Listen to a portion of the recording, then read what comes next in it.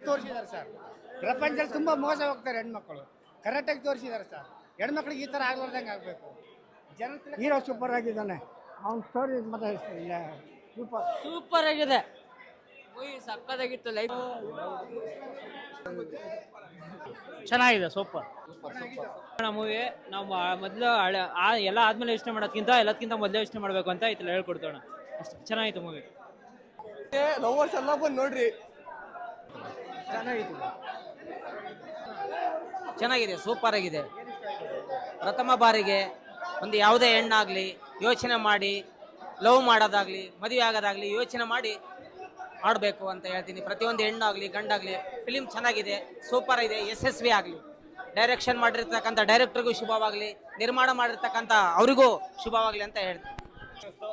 Next level ಇದೆ cinema. ಯಾರು ನೋಡ್ಬೇಕು ಗೊತ್ತಾ?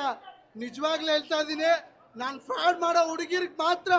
ಆಮೇಲೆ ನಿಯತ್ತಾಗ ಸುಮಾರು ಜನ ಕೇಳ್ತೀರಾ ಎಲ್ಲ ಹುಡುಗಿರ್ಗೆ ಯಾಕೆ ಬೈತೀರಾ ಅಂತ. ನಾನು ಹುಡುಗಿರ್ಗೆ ಬೈಯಲ್ಲ, ಮೋಸ ಮಾಡೋ ಹುಡುಗಿರ್ಗೆ ಮಾತ್ರ ಬೈಯೋದು. ನಿಯತ್ತಾಗಿರೋ ಹುಡುಗಿರ್ಗೆ ಬೈಯೋದೇ ಇಲ್ಲ ನಾನು. ಯಾಕೆ ಗೊತ್ತಾ?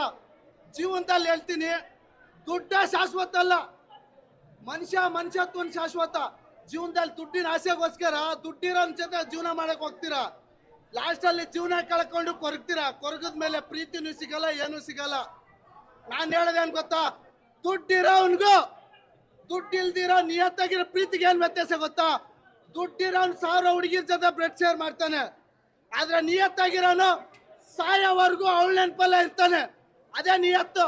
ಅಂತ ಹುಡುಗಿನ ಜೀವನ ಕೊಡಿ, ಸಾಯೋವರೆಗೂ ನಿಮ್ಮನ್ನ ರಾಣಿ ತರ ಸಾಕ್ತಾನೆ. ನಿಮಗೆ ಬೇಕಾಗಿರೋದೇನು?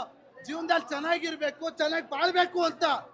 ಅದನ್ನ ಬಿಟ್ಟು ನಿಮ್ಮ ಶೋಕಿಗಳಿಗೋಸ್ಕರ ಲವ್ ಮಾಡೋದು, ಆಮೇಲೆ ಶೋಕಿಗೋಸ್ಕರ ಪ್ರೀತಿ ಮಾಡೋದು, ದಯಮಾಡಿ ಕೈ ಮುದ್ದು ಕೇಳ್ತೀನಿ, ಆ ಪ್ರೀತಿಗೆ ಯಾರು ಪ್ರೀತಿ ಮಾಡಕ್ ಹೋಗ್ಬೇಡಿ.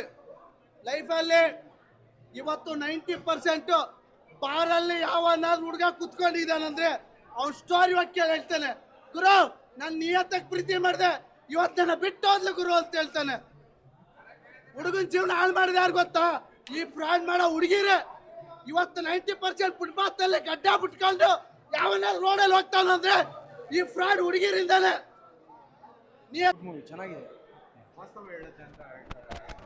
ಇವತ್ತಿನ ಜನ್ರೇಷನ್ ಲೈಫ್ ಸ್ಟೈಲ್ ಹೇಗಿದೆ ಅನ್ನೋದ್ರ ಬಗ್ಗೆ ಹೇಳಿದ್ದಾರೆ. ಇಟ್ಸ್ ಗುಡ್, ಚೆನ್ನಾಗಿದೆ. ಎಲ್ಲ ಎಮೋಷನ್ಸ್ನ ಟಚ್ ಮಾಡಿದ್ದಾರೆ.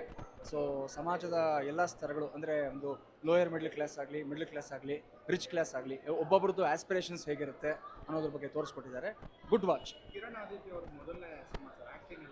ಆ್ಯಕ್ಟಿಂಗ್ ತುಂಬ ಚೆನ್ನಾಗಿ ಮಾಡಿದ್ದಾರೆ ಅಂತ ಅನ್ನಿಸ್ತು. ಸೊ ಇನ್ಫ್ಯಾಕ್ಟ್ ಫಸ್ಟ್ ಹಾಫ್ನಲ್ಲಿ ಸ್ವಲ್ಪ ಅಷ್ಟು ಕನೆಕ್ಟ್ ಆಗಿಲ್ಲ, ಬಟ್ ಹೋಗ್ತಾ ಹೋಗ್ತಾ ತುಂಬ ಡೆಪ್ತ್ ಇದೆ, ತುಂಬ ಎಮೋಷನಲ್ ಆಗಿ ಕ್ಯಾರಿ ಮಾಡಿದ್ದಾರೆ ಅಂತ ಅನ್ನಿಸ್ತು.